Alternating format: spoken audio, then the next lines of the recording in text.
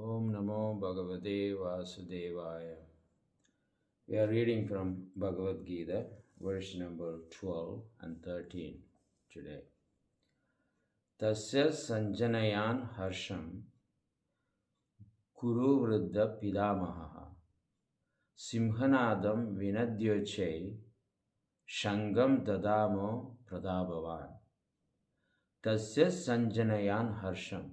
Tasya means here is Duryodhana. Sanjanayan means bringing his enthusiasm to give him happiness. Harsham, Sanjanayan Harsham, bringing him joy. The Duryodhana, Kuru Vriddha Pidamaha. The Vriddha means very old, oldest member of Kuru dynasty is Pidamaha, Kuru Vriddha Pidamaha. He, in order to bring the happiness, because he was despondent, he was discouraged, he was fearful, Duryodhana, seeing the Pandavas' beautiful formation of the army.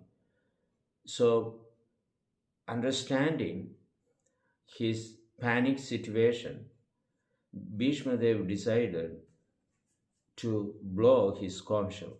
Simhanadam Vinedhyashay. So Simhanadam. Vinedhyashay means bringing, deafening.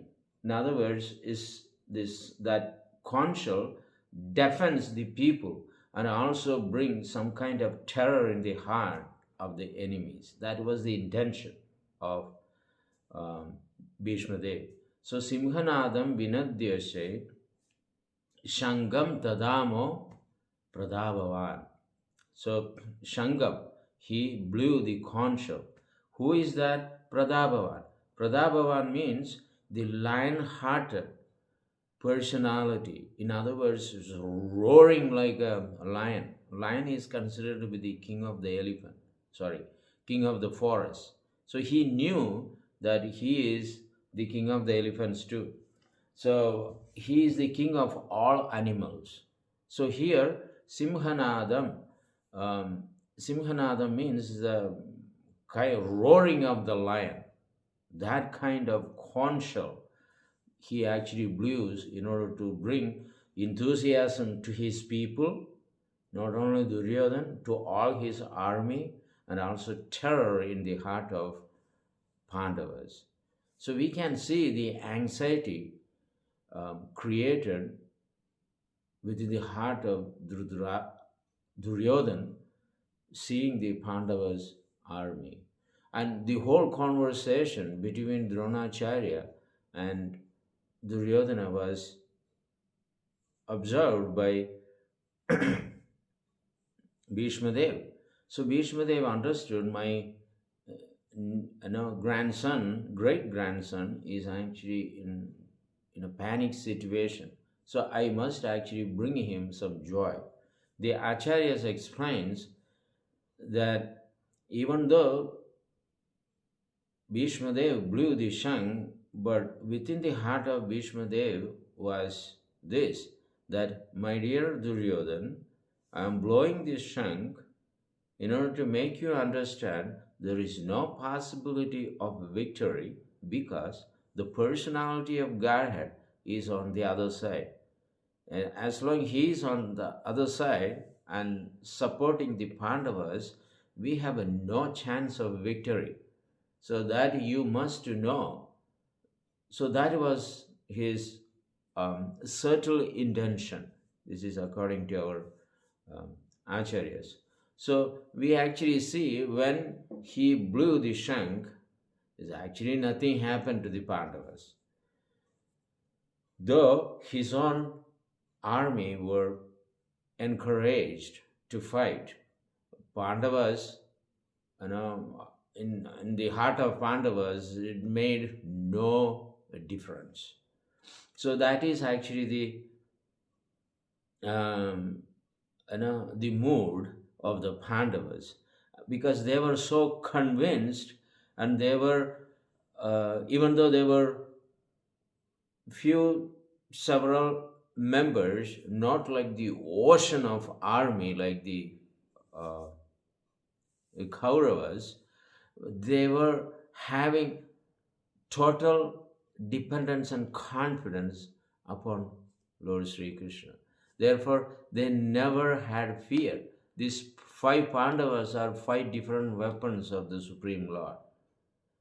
The Gada, the club, the arrow, Sharanga bow, Kaumodigi club. All these weapons are represented by each Pandavas. So it's all by Krishna's mercy. These Pandavas could actually come in front to fight for the great cause. Now we can actually see this is a religious war, Dharma Yuddha. So Dharma Yuddha, what happens is they all fight in the daytime. From the beginning of the sunrise and set. Both the times the blow of the conch shell would be heard by everyone. Once the blow of the conch shell begins at morning, then the war starts. And at the end, when sun sets, again the blowing of the conch shell is actually there. Then the war is actually you know stopped to that time for the day. So this was happening for 18 days, morning and evening. Sometimes they break the rules also. The war actually goes on till midnight. That happened only after Bhishma Dev injured by Arjun. Thereafter, there was no rules and regulations in the war at all. So now we can actually see after these two consul born in the morning and the evening, they all remain friends. Everyone is actually friends in the evening. They dine together in the enemy's camp and they are free to go anywhere. There is no restrictions. That was the rule. Anybody can actually meet as they want.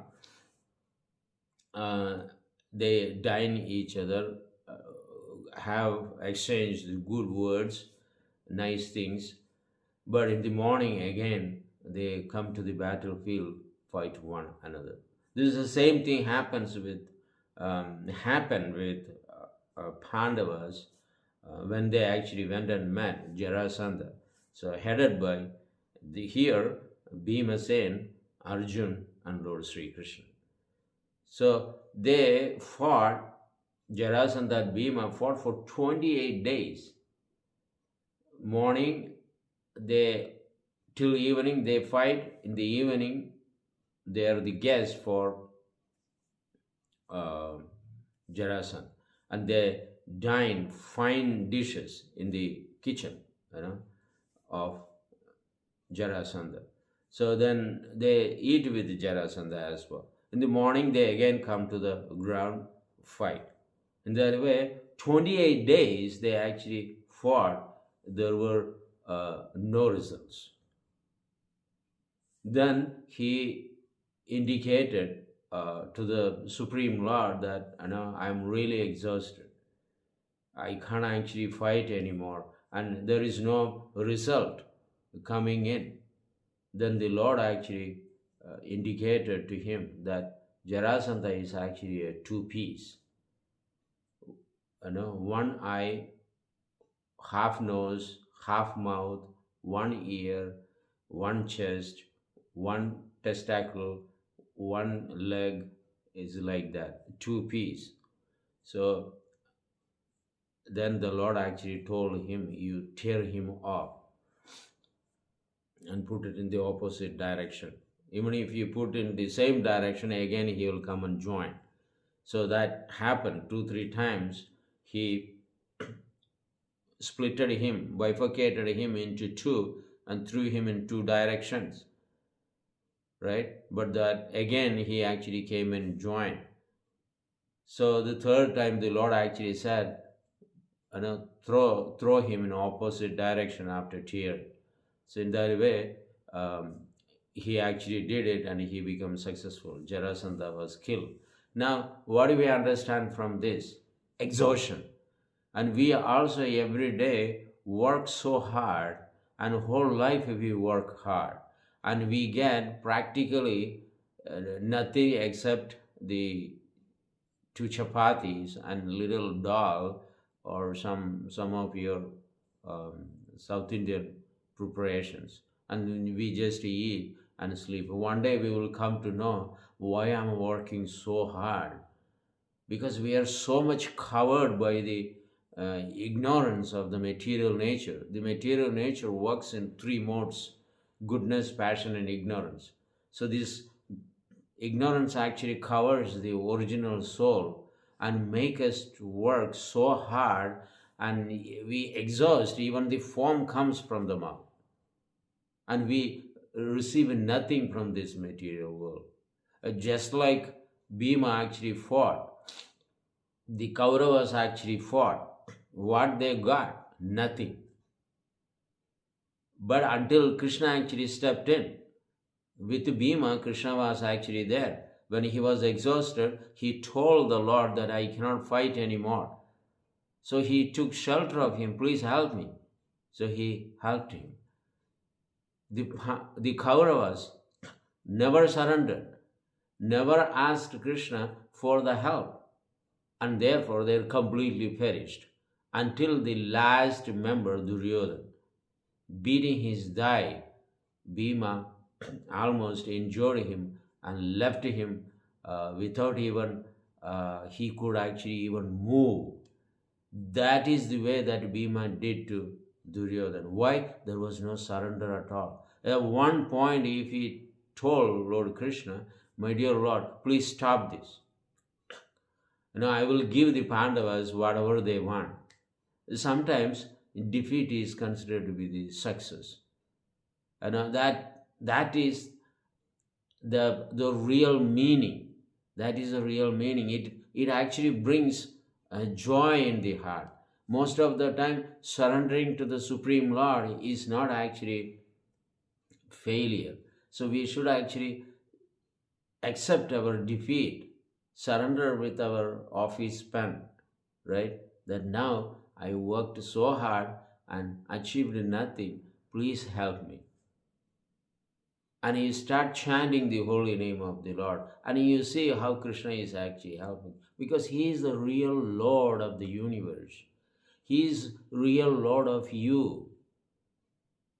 He is the master of everything, whether it's material or spiritual.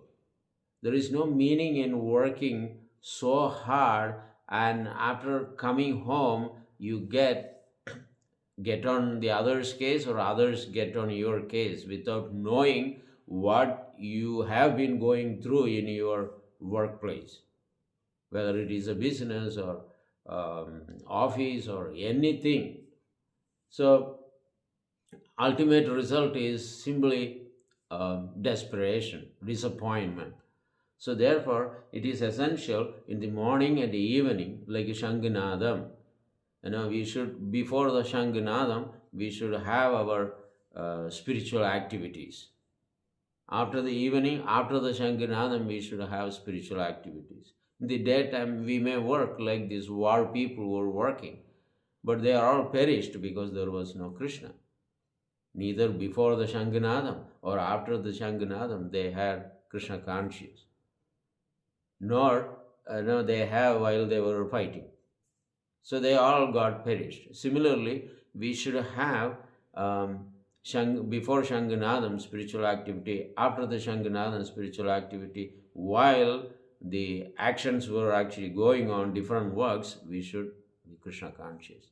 This is the way Bhima demonstrated how to surrender to the Supreme Lord, and Kauravas, without surrendering, they lost everything. So this is the understanding. And we see that what is happening in the verse 13th today evening. Thank you so much. Hare Krishna.